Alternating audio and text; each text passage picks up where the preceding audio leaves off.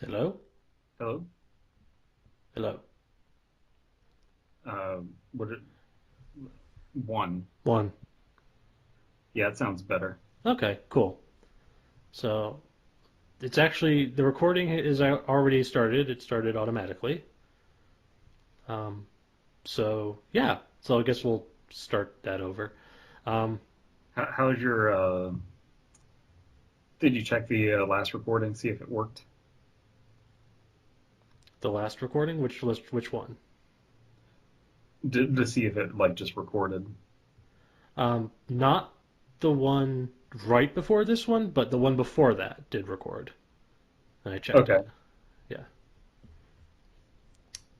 All right. So welcome everybody to the Raptor's Nest.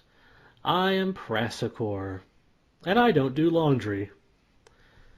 And joined with me here is a pioneer in the school of Ashcan, as well as a devoted blackface enthusiast, Jesus Christ. Dead Palette. Let me clarify. I just find blackface interesting.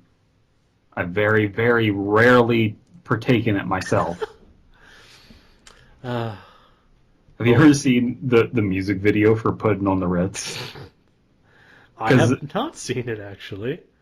there's just you're watching this video and it's like a nice music video from the 80s, and then all of a sudden like literal two people in blackface just pop up onto the screen and you're like, whoa, whoa.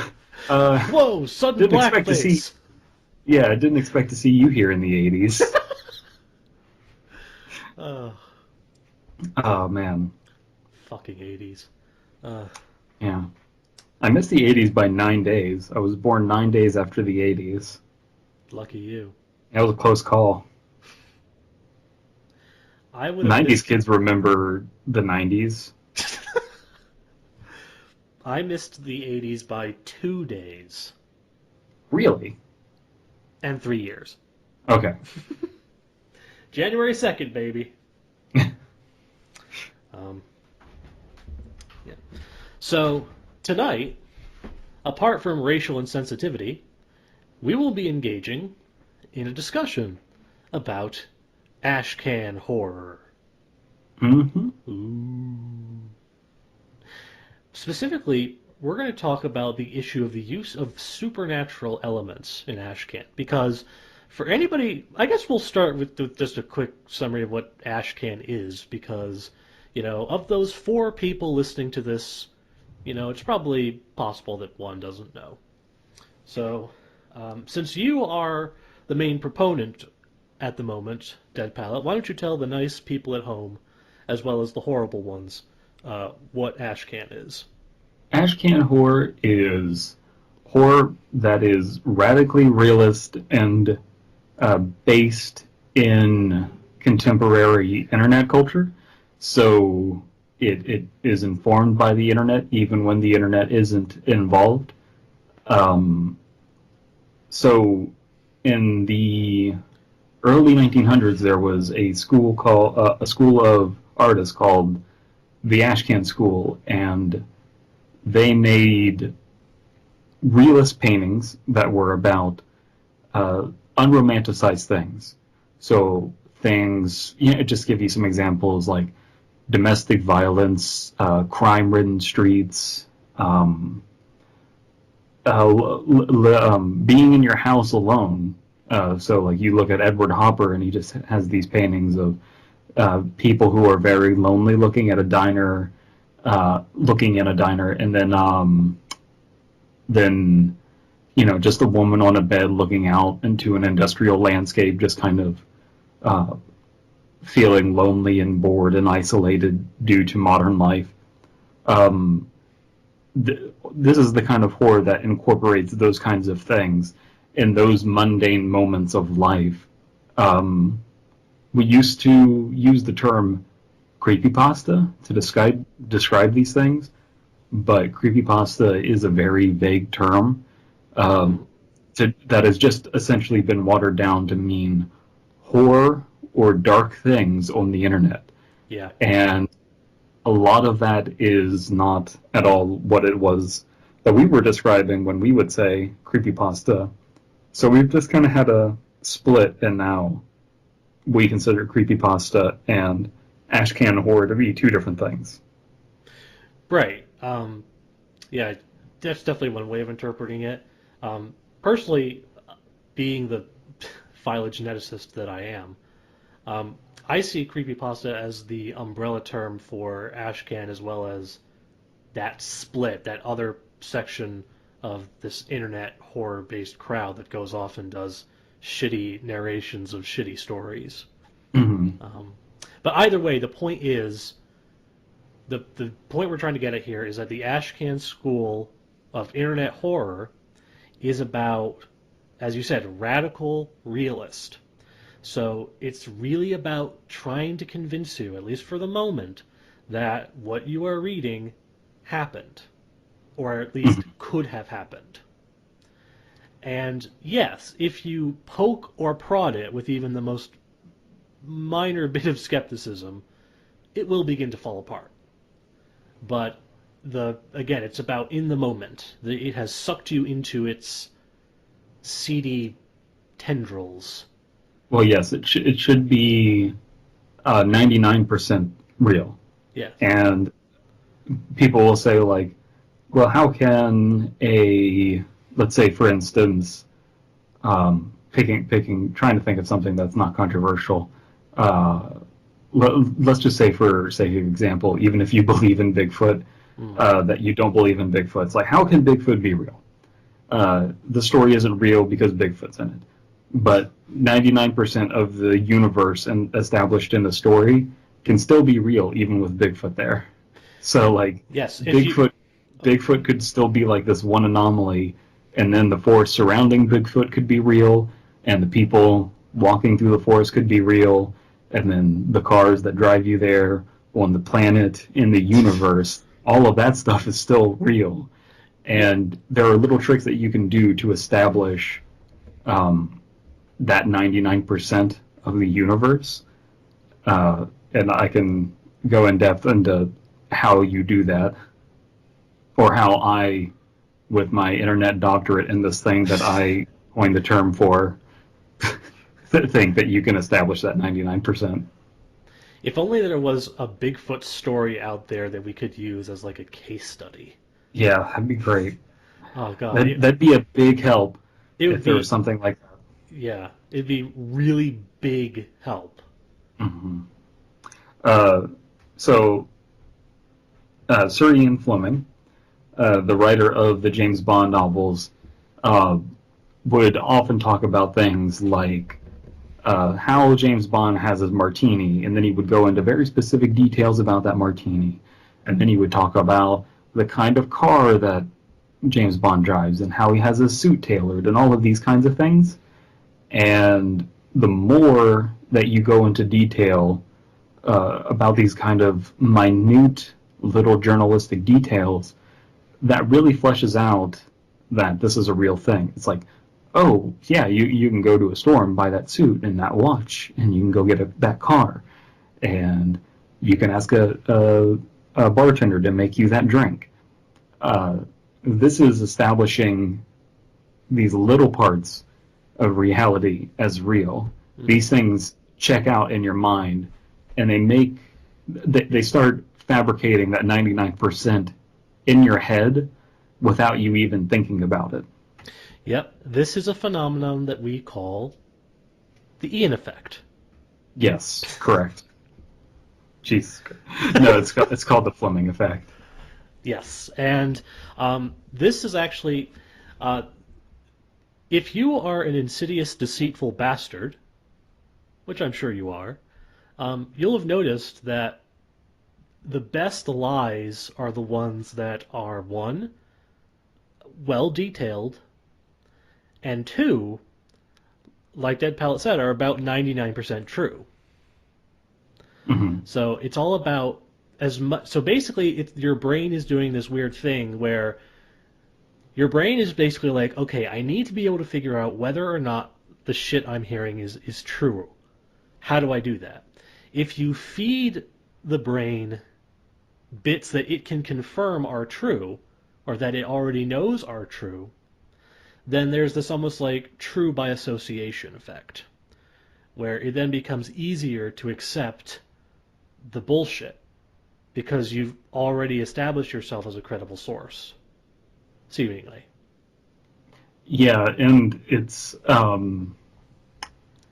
I think the better you get at this, the more daring you want to be, and it's often been described in our circles as greediness. Mm. So there's a certain amount of restraint that you need because you need to provide details that can be checked out. But if you provide too many, then that increases your chances of bullet points being shot into your story.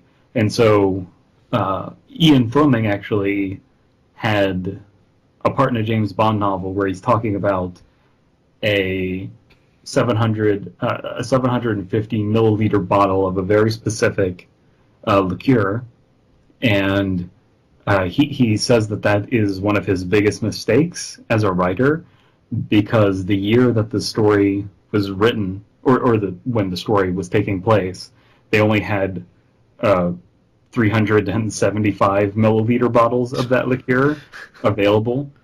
And so even though this is years after the fact, and no one else saw that but him, that he saw that as a mistake, a big mistake, because he was incorrect in saying that this thing existed when it didn't. Mm. Yep.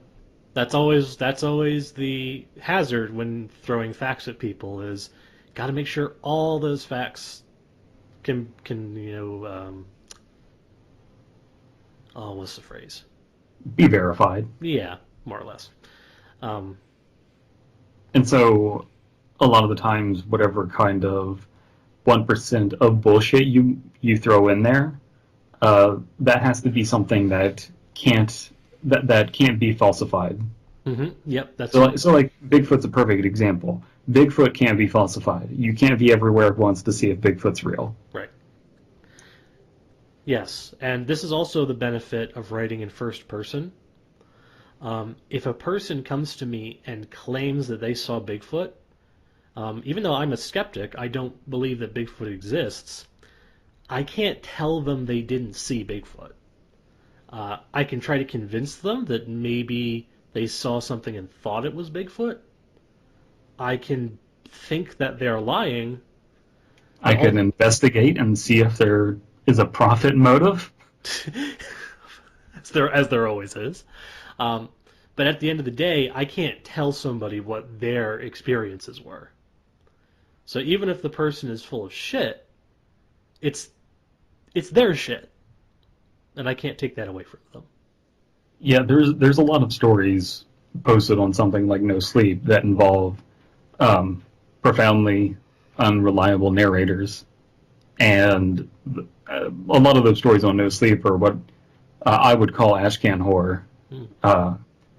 So you can have a story about someone who is just sort of delusional. You can have so Patrick Bateman from American Psycho is a very Ashcan Horror kind of character, a very postmodern, because I think Ashcan is a very postmodern thing. He just lies about stuff, but he's not really lying. He's just perceiving reality as it is, and maybe he's not right about it.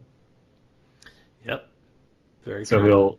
he'll bring bloody clothes to the dry cleaner, and no one will think twice about it because he didn't really do that. It's just all in his head.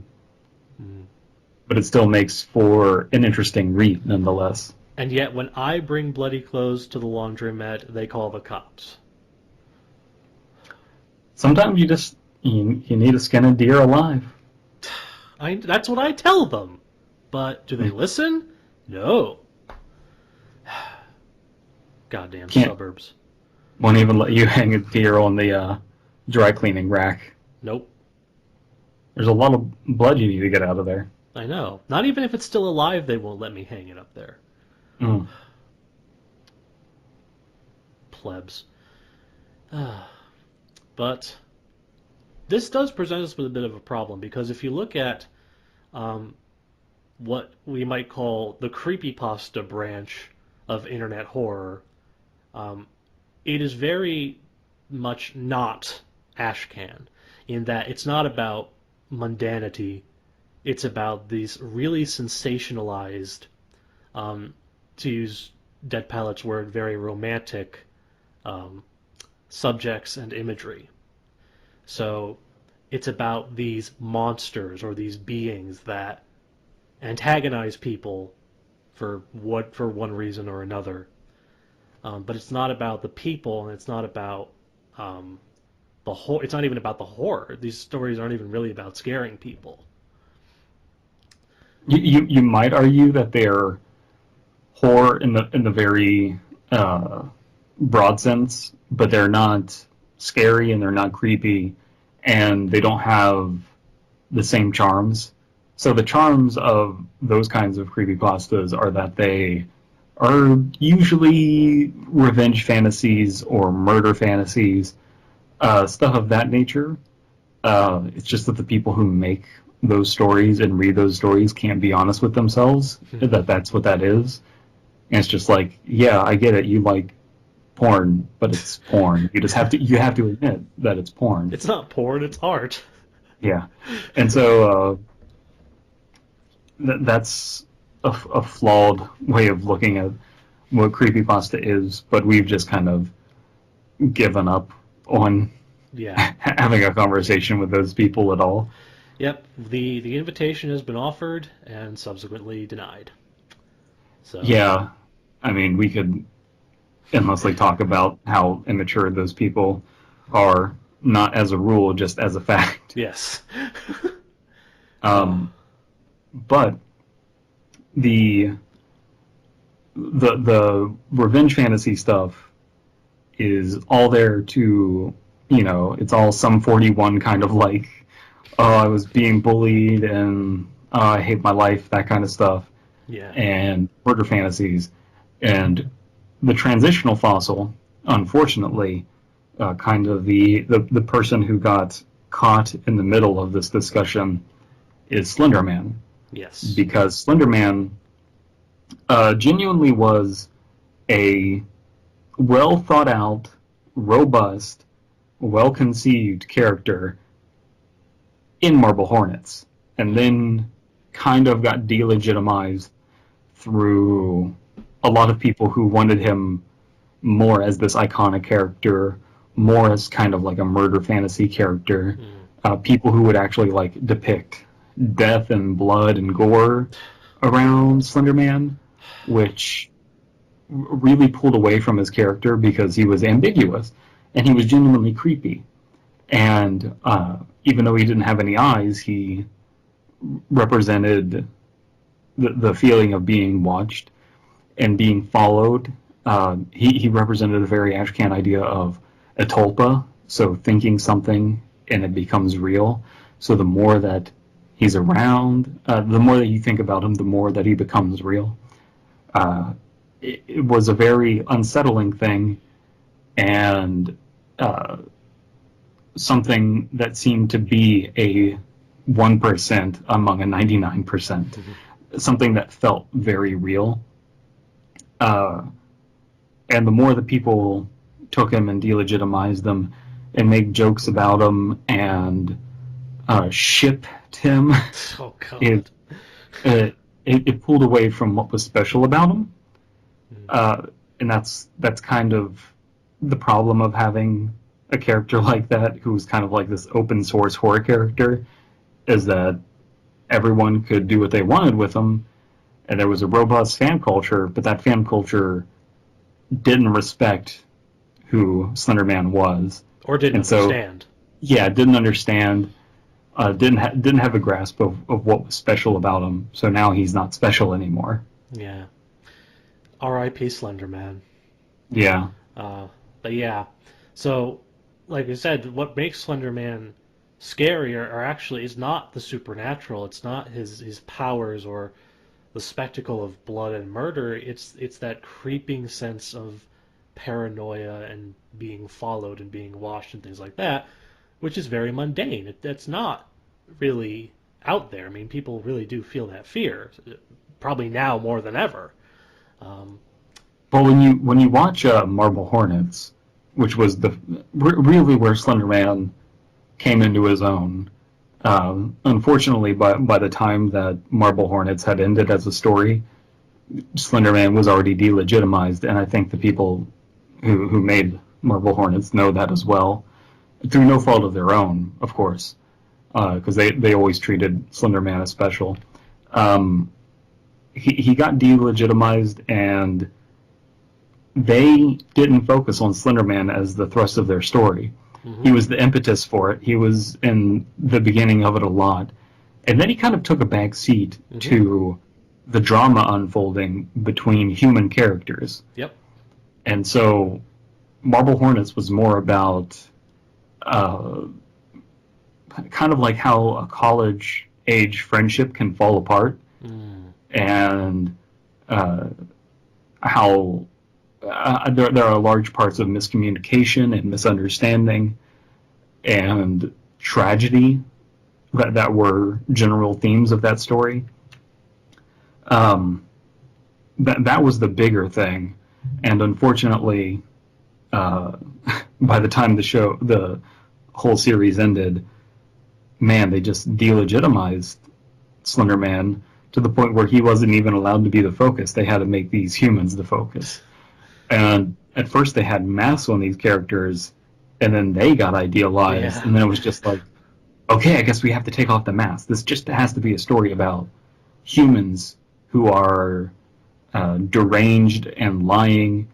And man, so much of Marble Hornets was just waiting, just mm, waiting around, investigating. Again, going back to the whole like journalistic details, it was something that wasn't really an alternate reality game, but it did demand uh, interrogation. It did demand investigation on the part of the people who were watching it, and it didn't treat you like an idiot. yep, definitely. And unfortunately, when it comes, this is just another example of people taking Slender Man out of context, because you watch Marble Hornets and you just do not understand how people cannot get what's going on. It's almost like someone reading Candle Cove and thinking that Candle Cove is a real fucking show. That's Wait, that's wait, you mean some it wasn't? that's some grade A retardation of just like can't like that's the whole story is that it's not real. If you don't know about Candle Cove and how it's been delegitimized, the same thing happened to Candle Cove Yeah. that happened to And Slenderman. yeah, and if you really want the poop on that, um, go over to Slime Beast's channel Yeah, and watch his videos on that because he does a good job of breaking down Candle Cove. especially its follow up on the Tooth Child because Yes, that's really pertinent to the discussion we're having as well. definitely. Um, but what I really wanted to talk about, switching gears a little bit, is so we've established the Ashcan School of Internet Horror, all very well and good, but there could be this perceived uh, what's the word? Contradiction or paradox, where a lot of the stories that sort of inspired that first run of creepypasta did have significant supernatural elements. Marble Hornets being among them. Hmm. So, the question is, how do we reconcile a quest for radical realism with the supernatural? Because the fact is, you know, I don't believe in the supernatural. Maybe you do. I Okay. don't, Yeah. and if you're listening, I'm gonna guess you probably are on the side of like no to like no, but maybe. Yeah. So, but here's the thing: is that even if you do believe in the supernatural, the fact is the supernatural in our society is always presented in a very fictional context. Like when you see so-called documentaries on the supernatural, they are very cinematic. They usually rely on like mood-setting music and being shot, to be spooky, and they don't really rely on the actual claims or the evidence. So even when the supernatural is presented as this is a real thing, it's always more in a like a storytelling or narrative or fictional context. Yeah, it's really weird that they don't focus on the evidence. It's almost like they're having trouble finding evidence. I wonder why. So, we'll get to the heart of this. Realism is bullshit. The biggest bullshit is realism. Romanticism doesn't fool you. Romanticism evokes emotions. Romanticism in the broad art term, not just like romance. Romanticism fools you. It seduces you. I can point out a very good example, something like the movie Guardians of the Galaxy.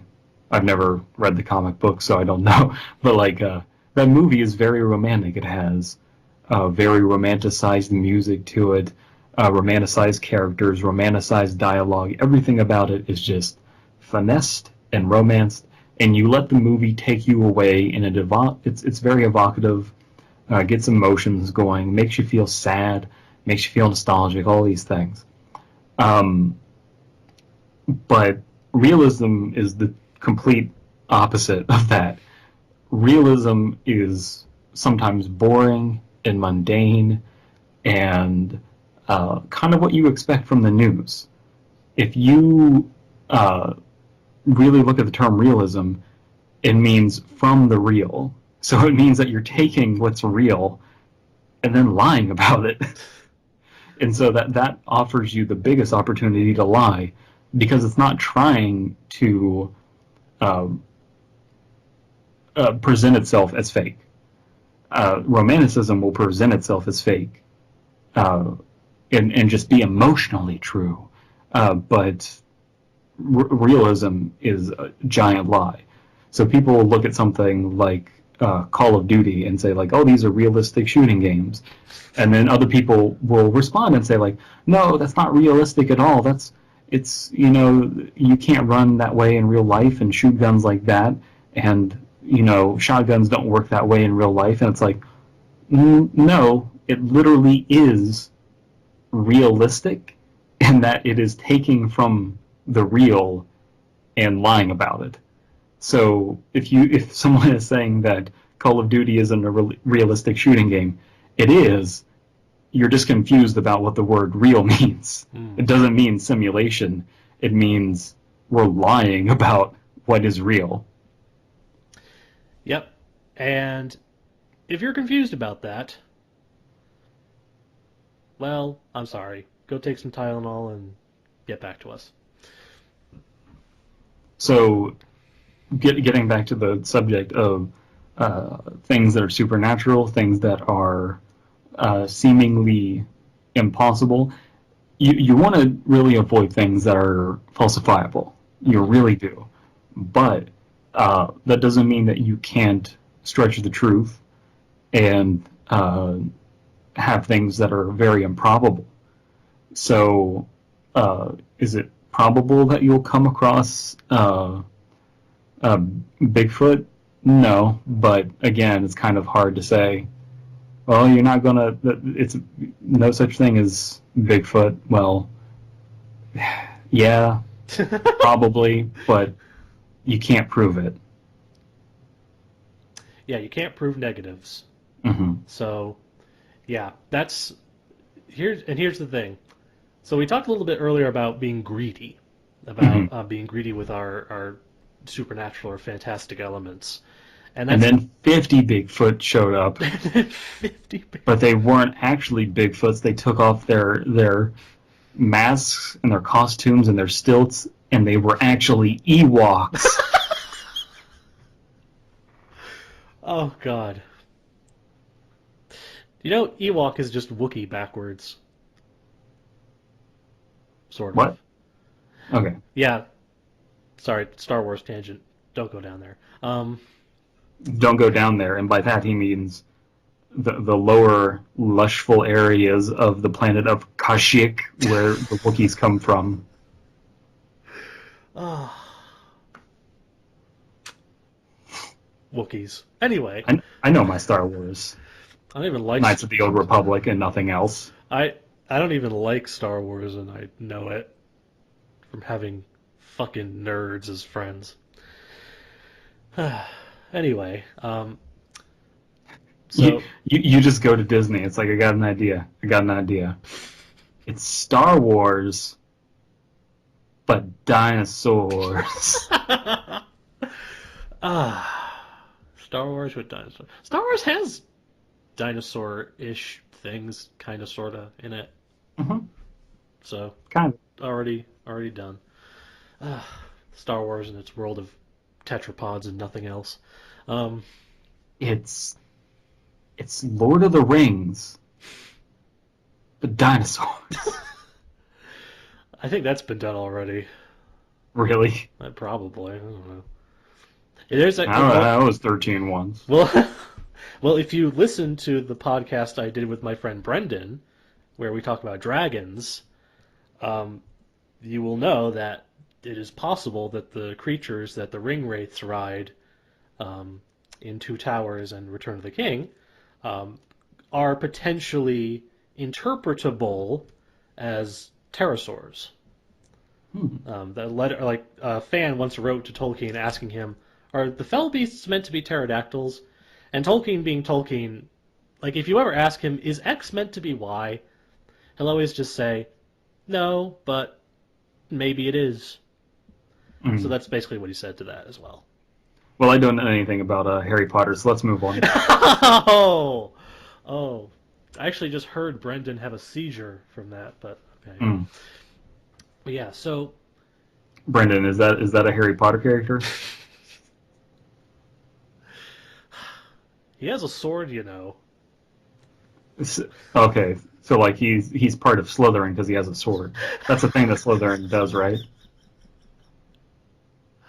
Ah, The and one the, sword to rule them all. and then Aragon was there too. Anyway, um, so when you're writing radical realist horror and you really want to, again, keep the horror centered on the mundane, that sort of gritty realism, but you also have supernatural elements, it's a matter of you having to earn it. Don't be greedy. If you want a lot of something, you gotta earn it. Well, I'll qualify something you just said there Okay. and use the word gritty. I don't know that it needs to be gritty even. I think you can write relatively happy stories uh, that are Ashcan horror. There's room for a lot of bittersweetness. There's a lot of room for happy endings. Uh, I even wrote a story that involves a happy ending. Well, That knowing has you. that involves a happy ending and has a happy ending entitled Heartless. And I think that that's a bittersweet, sad kind of happy in the end story. Uh, you can and it involves a ghost, but the way that the ghost is framed is uh, by something that feels implausible. So it's very personal to this character. This person is involved with a ghost, and it doesn't need to be real for anyone else. It just needs to be real for that person. Hmm. And there are ways that impossible things happen that are eerie. It's just like, oh, that's this person, this happened to them. And it's like, how'd you know about those details? And so that is like quote unquote impossible. But it's a truth is stranger than fiction kind of situation, if that makes any sense. Oh yeah. No, see here's the thing is that whenever something like that happens, you go, "What are the odds of that happening?" It's like, well, the odds are 1 in 1,000,000, but there are 7 billion people on Mm-hmm. this planet. So that means that 7 million people are going to have this happen to them.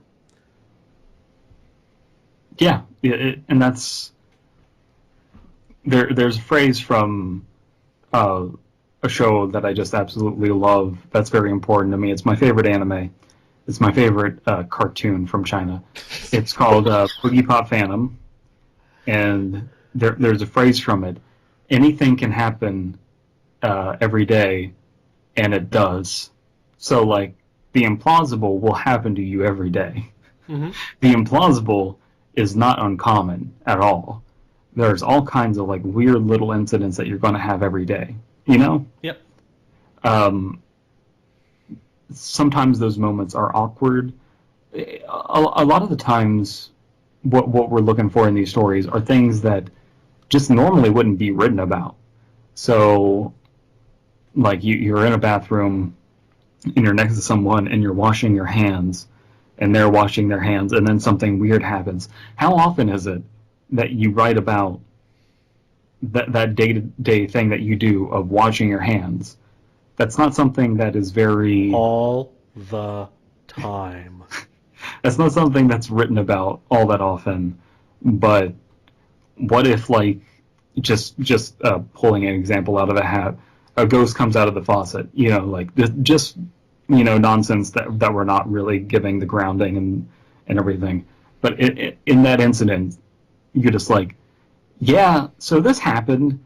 I was washing my hands, and like the fact that you were washing your hands kind of lends credence to that it might have happened. Of just like, why would this person set this while they were washing their hands? It Wouldn't they must be like? true. Yeah, why wouldn't they make the story like more interesting by being like, yeah, I was out in the woods and I was depressed and you won't believe it, I saw my dead mother. It like that's much more probable as a lie, whereas someone is like, yeah, I was washing my hands, broad daylight, nothing weird, and then just a ghost came out of the faucet. Like, you don't need to believe me, but it just happened. Like, that's Mhm. both are implausible in the way that I'm like improbable, unbelievable in the way that I'm saying them. But you can write one up to be more realistic, and then the other one is just like, okay, you're full of shit. You were in the woods. You were depressed. I don't believe you. Yeah. Self-righteous prick. Um, but no, yeah, that's a good example because a lot of times the strangeness, the creepiness is very much couched in the boringness and the mundanity, which forces you as the reader to really pay attention. And I think that's one reason why this particular school is not as liked as much by the icon crowd because It's not readily consumable. yeah, exactly. Uh, I can tell you from how unsuccessful my YouTube channel is, and how much work I've put into it. Uh, there's where was I going with that? Shit, cut this. It's not. Cut this brain fart out from happening. Nope, sorry, Um, can't do that. Fuck, what was I thinking? Consumability. No, it was a completely different thought. Jesus Christ, Oh, where'd my mind go? oh, it's here. It's actually right here on the desk. Oh my God, God damn it. I'm having a brain fart. What were we talking about before consumability? Da. Couching the strangeness and the creepiness in the boring and the mundane. Washing hands, shit. Washing shit off hands. I mean, happens. It's just I so work itchy. with kids. Uh, I do God too, but I damn. don't have to do that No, part. no, I got it. I got Okay. it. So I said earlier that Ashcan Horror has a response to the internet, even if the internet isn't involved. The internet is very important to this, and so uh, even when people used to keep diaries, they normally didn't share them. Right. Now we live in an age of complete oversharing, Mm. and creepypasta is kind of a result of that, as is the anonymity that the internet provides. So before, someone couldn't like come forward and be like, "Hey, I'm a necrophiliac, and this weird thing happened to me." Hi, Brandon. Yeah. Um, Now people can do that, and it's like, hi, I'm a necrophiliac, and I feel safe because I'm hiding behind 7 proxies. By the way, I'm not telling you what my name is. Hmm. So that offers another outlet for stories, as does social media, allowing people to overshare, Mm-hmm. and then like a friend sees that and it's like, oh, that's a really weird experience. I'm going to share that, and then that like incident kind of gets highlighted. So these improbable stories that happen every day filter up to the top and become more believable. Hmm. Yeah, and anybody who doesn't think that oversharing is a thing, go to your Instagram and see how many photos of your last meal are on there. Mhm. Or just listen to any one of my stories. I overshare quite a bit. Yes, you do, and we thank you for it. It's like, yeah, I think I'm topping out at 11 inches. I don't think I can get any more in there. Is that length or girth? Ugh, man, I don't know that someone could take that girth. Oh, we haven't even tried it. Come on. You don't know until you've tried. Don't knock it till you try it. Uh, Alrighty. So, another thing that I think can really help in terms of the supernatural and getting that to work is that we've already talked about details and the Fleming effect, but I think another thing that can really help is character. If you can convince me that the narrator is a real person, I've already bought into one of the most important parts of your lie. Not only what has happened, but who it's happened to. Those are the two most important things of any story. So if you can convince me that the person that I'm going along with is a real person, whatever their defects may be, and goodness knows, in Ashcan Horror sometimes there can be quite a few, then I will be along for the ride of what happens to them. Or at least I will be more likely to be along for the ride of what happens to them than I might be otherwise.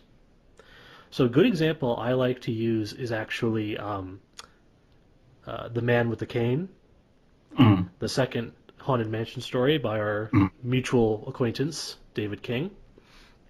And that's a story that does have really heavy supernatural elements, but it earned them. mm. One, because David's a fucking nerd, and there's tons of real life information about Disney and the Haunted Mansion in the story, but also because we get to know the narrator. We really get an idea of who this person is, and then we're following along with them and willing to go with them on this little creepy journey. Yeah, his Disney stories, the Slime Beast Disney stories, Mm-hmm. even what's the name of that one? The River Country, whatever the fuck it was. For all that story's faults, all three of these writers have a large. I think the person who wrote that goes by the name the Bush administration. Yes. Uh, Yeah. all three of these people have tons and tons of detail and Fleming effect, and that's why overall I think those stories are successful. But one thing that I definitely struggle with as an author, and I'm trying to get better at it, and Save from Witching Hours is helping me out a lot with this, is definitely developing those characters. Yeah. Whereas originally short internet-based horror didn't have a whole lot of character development, and uh, early in that, like the cracks in the dike of the split between creepypasta and Ashcan horror, there was this kind of problem of, man, these icon characters, even though they're shallow, they do have character traits, and a lot of these more Ashcan side things don't have a whole lot of character, Mm. and so really trying to imbue that character and good first person character writing it is very important and something that I kind of have trouble helping people with because Mm-hmm. it's not my strength. Um, but now trying to find ways to do that, you're still dealing usually with short form stories. So how do you get those details across, those necessary details across, in as few words as possible to tell us what kind of narrator we're dealing with? And by narrator, I mean person reciting the story to you, as in the character in the story. Yes, that's what a narrator is, not the other thing. Now, you could always do what Slime Beast does, which is he takes his time developing a character, which some have criticized and says that takes too long, but I think the effects kind of speak for themselves. The final results speak for themselves. But I think you're right in that it is hard to get those really strong characterizations in Ashcan Horror. One, because it's short, so use your time wisely. But also because there isn't a lot of emphasis on character in the earlier stories of internet memetic horror. It is very much about, oh, this strange thing happened to me. And it's about the strange thing and not the me. And that's kind of why I've tried to, as much as possible, take old school X-board creepypasta and rewrite it as sort of the new Ashcan Horror kind of thing. Mm-hmm. And so I hate to, I'm genuine when I say this. I hate to like plug myself here as much as I am, but I do want to try and set an example for other people, especially young writers who are interested in this kind of stuff. There's an old story called The Tape or The Well, it goes by different names, about a tape in a well and the contents of it. And I rewrote that story as Cutie. Yeah, now if you're wondering about the story Cutie, yeah, I just plagiarized the shit out of an old story. And so originally... My life is a lie. Yeah. That the story originally was like 2 minutes to read aloud, and I turned it into a 9-minute story with a little bit more character development, as best as I could, because I'm not the greatest writer in the world, especially when it comes to character development.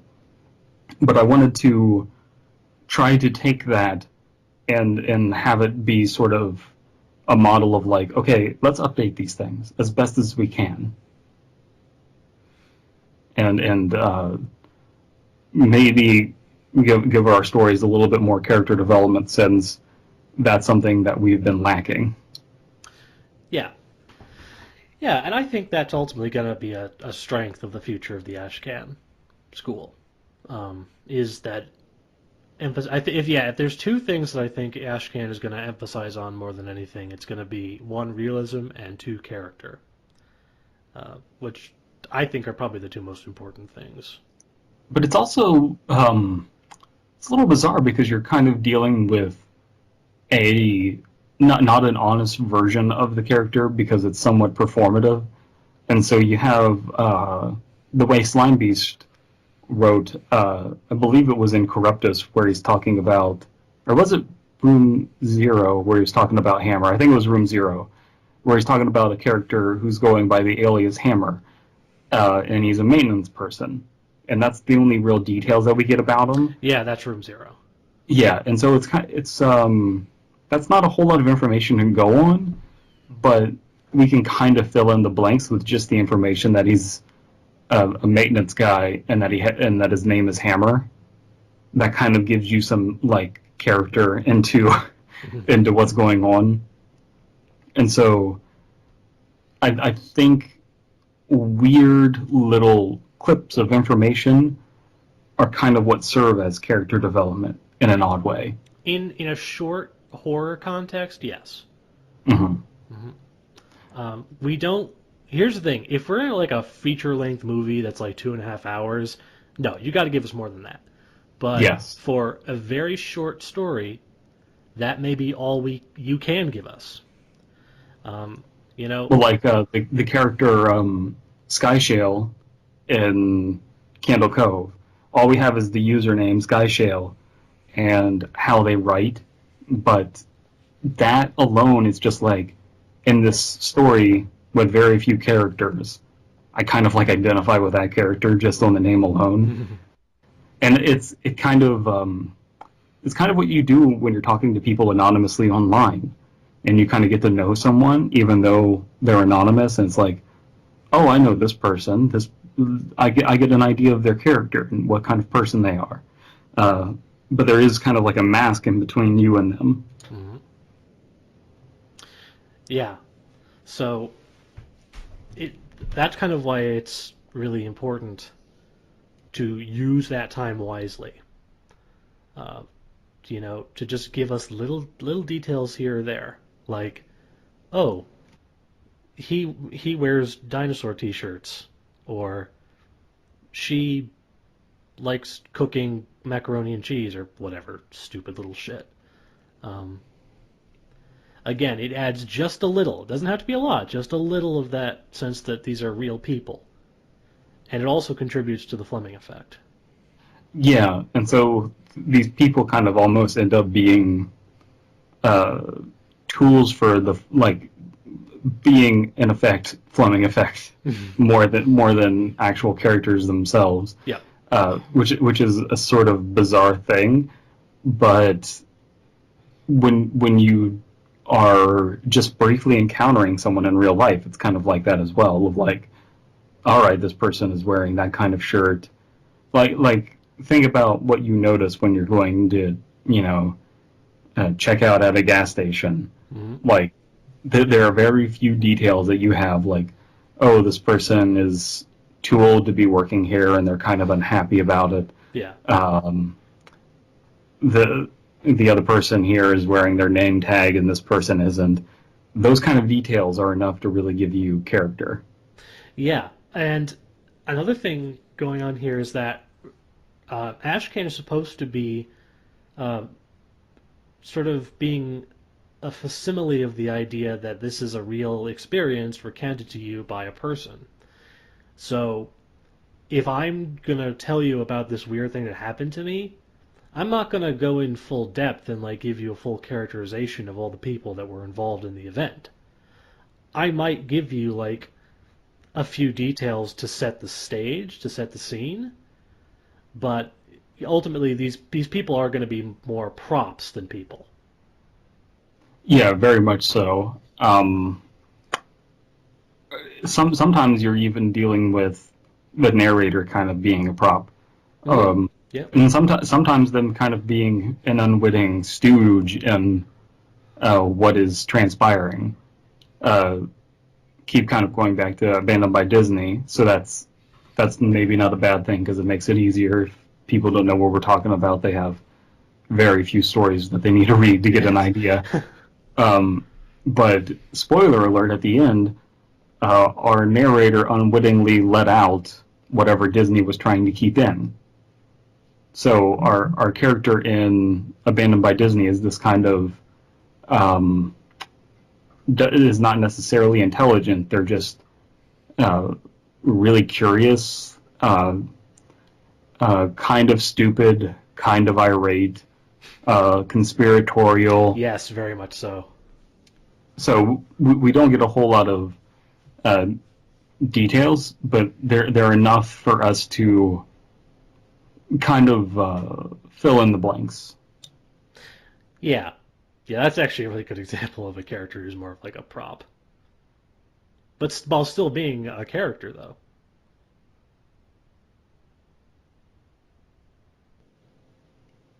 Yep. Yep.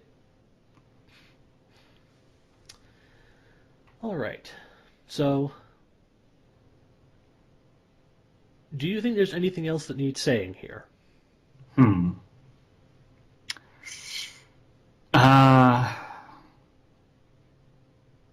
I think that Japanese cartoons are just cartoons. I think that less amphibians descend from temnospondyls. I think there's a story written by Conrad Aiken entitled Silent Snow, Secret Snow. There's a short film based around it. It's a black and white film. It's 20 minutes. It's a pretty good film, despite one Oh, child in the movie being a bad actor. is that the one that Marble Hornets uses? Yes. Okay. Um, if you watch the film, and I would highly recommend it if you found this hour of talking at all entertaining, definitely watch that and read the story if that's more the medium you like. But in it, you're dealing with a child. I don't think I'm giving too much away here, who is on the autism spectrum before the autism spectrum was a thing. So he's experiencing autism before it was a readily diagnosed thing, before I believe it was even a medical term. And he's kind of going through this horror story of he's seeing the snow that's not there, and he just kind of has this obsession over it. And he doesn't have a way to communicate this problem of this fantasy, and his family doesn't understand why he's different and why he's not performing in the same way that other children do. Um, and they're making all of these like weird suggestions of like, you seem off. Are you having problems with your eyes? Do you need glasses? And they just are clueless. This is the kind of horror that I think Ashcan is about. It's about these kind of personalized stories and these personalized struggles and things that are kind of hard to articulate at times. So how is this person going to articulate that they're seeing the snow everywhere? Like, how do you explain that to a person? Like, so you just see snow everywhere? What do you mean? It's like, so you're just hallucinating? It's like, well, yes and no. It's like, I kind of see the snow there, and it's not really there. I know it's not there, but the idea of it being there gives me comfort. Like, it becomes really hard to describe very quickly, and that's those kinds of weird feelings and that loss for words. That's kind of what's at the core of Ashcan Horror, I think. Mm. Yeah, yeah, I can see that. Yep. Yep. Yep. Mm-hmm.